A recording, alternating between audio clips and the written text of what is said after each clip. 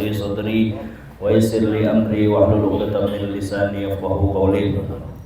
Allahumma iftah 'alaina futuhal 'arifina bi hikmatik وانشر علينا رحمتك وذكرنا ما نسينا يا ذا الجلال والإكرام. اللهم استودعناك ما علمتنا فارده إلينا عند حاجاتنا إليه ولا تنسنا يا رب العالمين.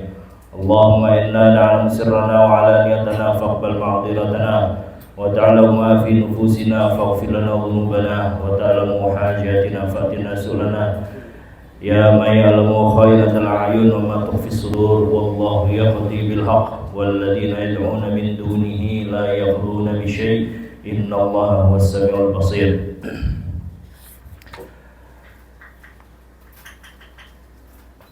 Minta kiriman Fatihah untuk para pendahulu kita, para muassis Jamiah Nahdlatul Ulama.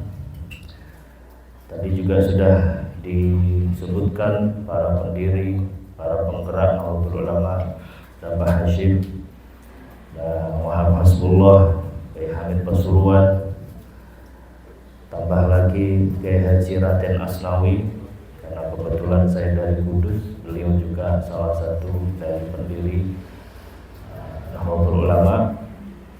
Mudah-mudahan kita mendapatkan keberkahan para muassis Nahdlatul Ulama ini dan diaku sebagai santri-santri beliau dan senantiasa menjaga inti daripada pergerakan Jamiah Nahdlatul Ulama, dan juga kepada para masyayikh kita semuanya dan para masyayikh Haramain yang memberikan warna di dalam pemikiran Hadratus Syekh Hasyim Asy'ari al-Hadini wa Abdul Salam al-Fatihah. Alhamdulillahirabbil alamin arrahmanir rahim maliki yaumiddin iyyaka na'budu wa iyyaka nasta'in ihdinas siratal mustaqim siratal ladzina an'amta 'alaihim ghairil maghdubi 'alaihim waladdallin. Bapak-bapak, saudara-saudara, sahabat-sahabatku semua, terutama Ketua PAC Ansor Kecamatan Cinere, Ustaz Haji Abdul Ghafur, Ketua Bansar Kecamatan Cinere, Cak Butel, Ketua PLNU Kandul, Ustaz Salahuddin MPDI, serta para rekan-rekan Ansor, rekan-rekan Bansar, adik-adik Hamrah, dan para hadirin yang hadir pada pertemuan bulanan Majelis Zikir dan Sholawat Gerakan Pemuda Ansor Kecamatan Cinere. Alhamdulillah, di pertemuan kali ini saya akan membaca kelanjutan hadis dari kitab Tuhfatul Arba'in fi Akhlaqi Sayyidil Amin, 40 hadiah dari akhlak-akhlaknya Nabi Muhammad sallallahu alaihi wasallam yang terpercaya. Hadis ini dikumpulkan berjumlah ada 40 hadis yang merangkum atau yang berbicara tentang akhlak mulia Nabi Muhammad sallallahu alaihi wasallam. Ketika kita mengaku sebagai umatnya Nabi Muhammad, ketika kita mengaku cinta kepada Nabi Muhammad, maka sudah selayaknya kita meniru perilaku-perilaku mulia beliau. Kita awali dengan mengenal bagaimana perilaku Rasulullah SAW. Semakin kita mengenal akhlak Rasulullah, semakin kita tahu perilaku-perilaku mulia Rasulullah, insya Allah akan semakin menambah kecintaan kita kepada baginda Nabi besar Muhammad Sallallahu Alaihi Wasallam. Selain semakin kita memperbanyak bersolawat kepada baginda Muhammad Sallallahu Alaihi Wasallam, tentunya kita bisa meniru apa yang menjadi kebiasaan dan perilaku Nabi kita, Nabi Muhammad SAW. Pada hadis pertama di pertemuan sebelumnya kita membahas tentang bagaimana sih Rasulullah itu perilakunya, bahwa Rasulullah secara umum akhlaknya sangat mulia.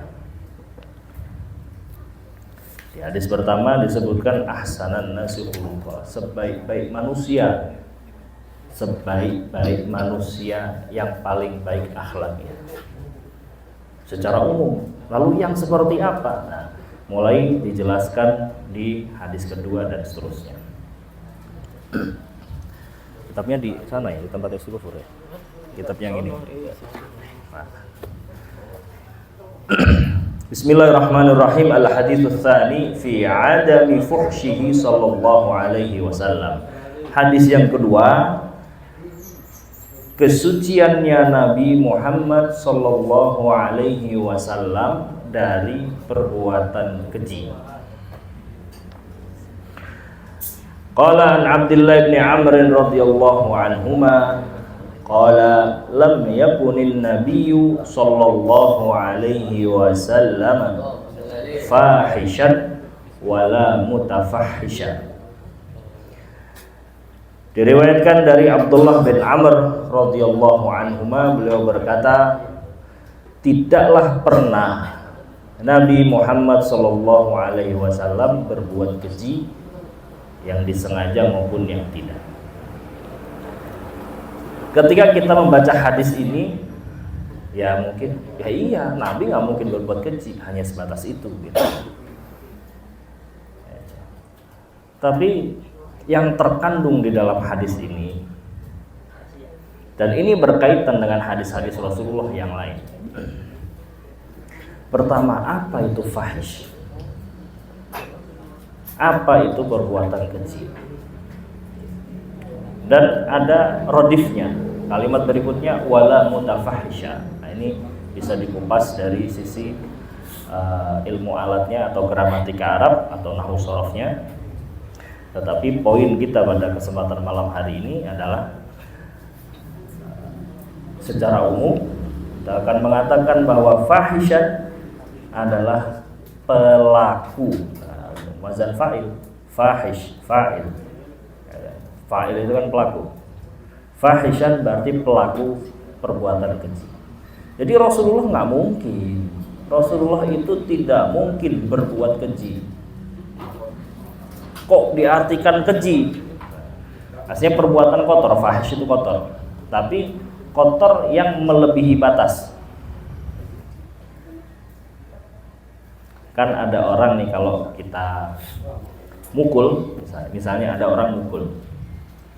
Orang mukul pakai tangan, ya standar aja, nggak terlalu kencang. Tapi ada orang mukul pakai segala, ngambil kunci roda, dipukulnya nggak cuma sekali, 10 kali. Nah, ini kelewatan, melewati batas.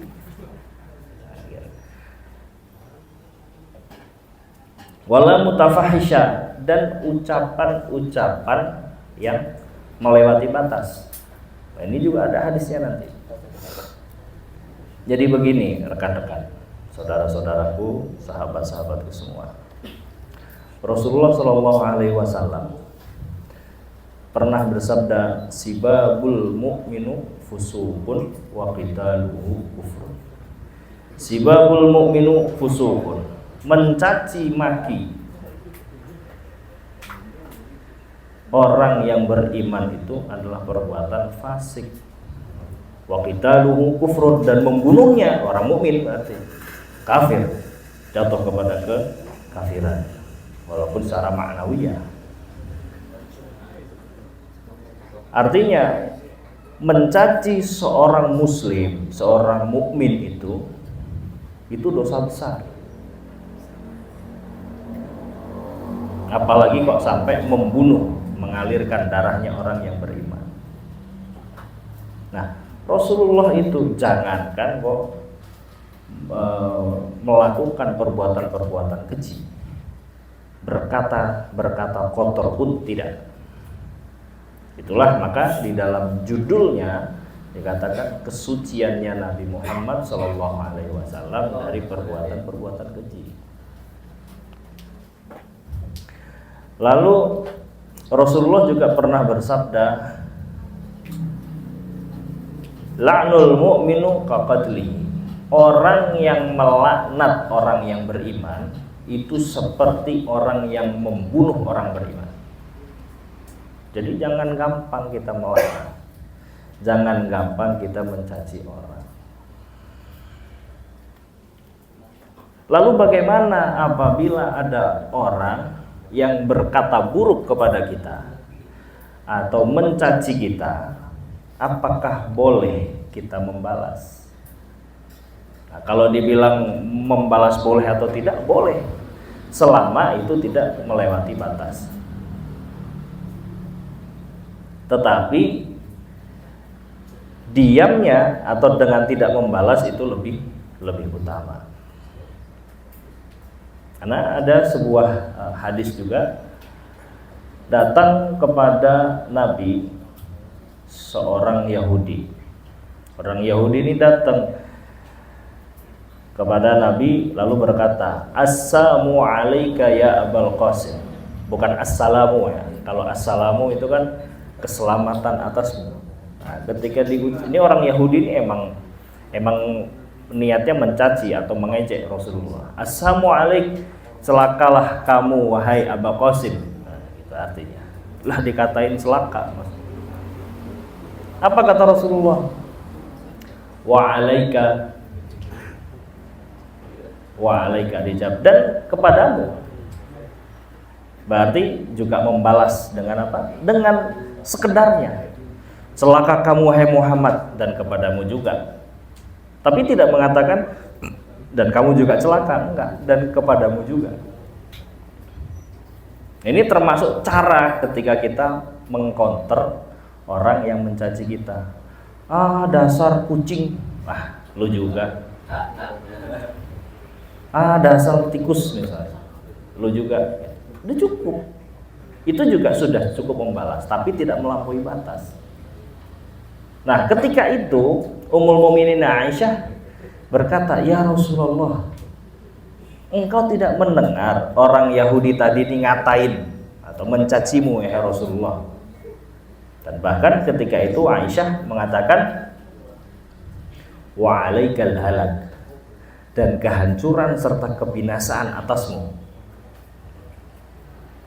Nah, tadi pertama orang Yahudi bilang apa? Assalamu alaik, celakalah kamu wahai Muhammad. Rasulullah menjawab wa alaik, dan atas dirimu juga. Ditambahin sama Aisyah apa? Dan atas dirimu kehancuran dan kebinasaan. Gemes kan? Lah Rasulullah ini katain, bukan siapa-siapa, Rasulullah. Nah kalau kita jangankan ini, guru kita dikatain aja udah nggak terima. Nah ini Rasulullah plus suaminya Ummul Mukminin Aisyah nggak terima. Wa alaikal halak, dan kehancuran serta kebinasaan. Terus Ummul Mukminin Aisyah protes. Emang nggak dengar ya Rasulullah bagaimana ucapan mereka kepadamu? Lalu apa kata Rasulullah kepada Aisyah? Wahai Aisyah, jangan berkata fahish, jangan berkata-kata kotor, cacian yang melampaui batas. Lah kan mereka sudah bilang begitu ya Rasulullah. Rasulullah, mereka mencacimu ya Rasulullah. Lah kan udah dibalas tadi, wa alaik. Katakan, celakalah kamu wahai Muhammad. Dikatakan begitu. Ya, kamu juga.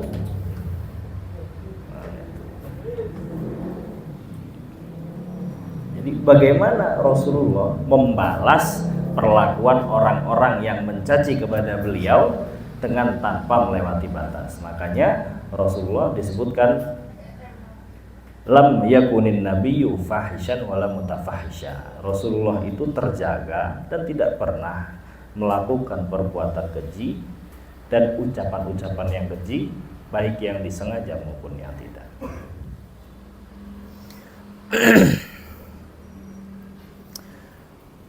Lalu juga ada sebuah riwayat.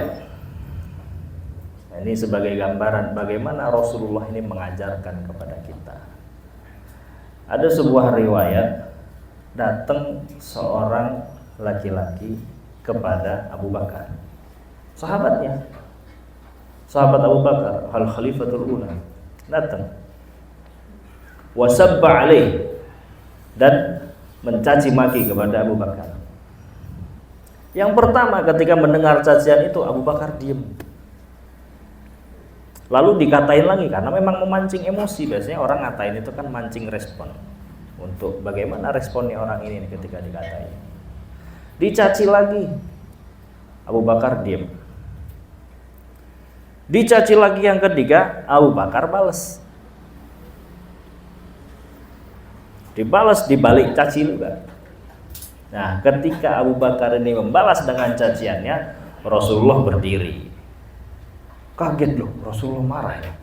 Lalu bertanya, "Ya Rasulullah, ataghdab?" Rasulullah, engkau marah? Gitu. Nah, terus dijelasin. Sahabatku, ketika engkau pertama kali dicaci, itu datang turun malaikat dari langit mengingkari apa yang orang tersebut katakan.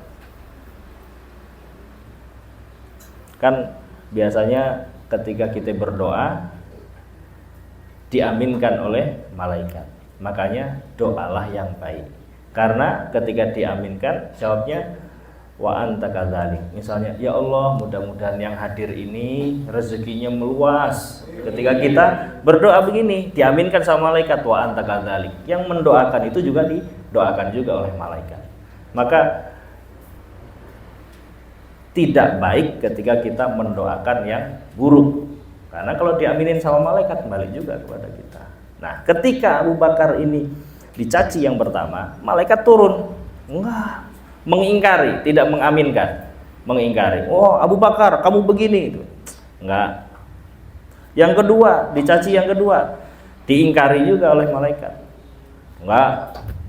Ketika yang ketiga, dikatain lagi, dicaci lagi, Abu Bakar membalas. Ketika Abu Bakar membalas, muncul setan, dan setan ini telah mengalahkanmu Abu Bakar. Maka itu, dan malaikat pergi. Ketika datang setan, malaikat pergi. Maka itu saya berdiri, karena malaikat udah pergi, yang datang setan lah. Ilokan kita dekat-dekat sama setan gitu.